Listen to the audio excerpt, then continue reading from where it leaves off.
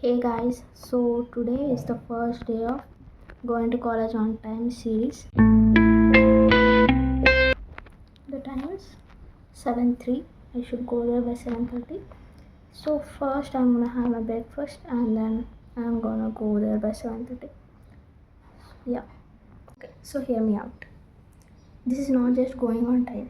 This is a whole mission for me because it's me versus the blanket. It's me versus the alarm.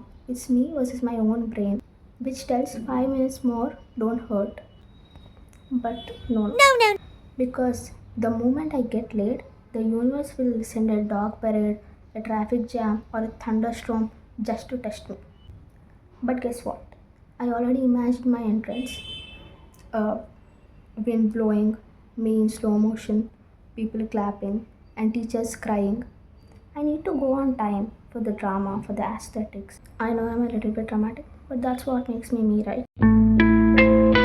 So, yeah, guys, I'm back from college. I came half late, but I went on time, and I'm so proud of myself. I just attended the classes. I didn't stay for the study sessions because I can study by myself too, so I came back.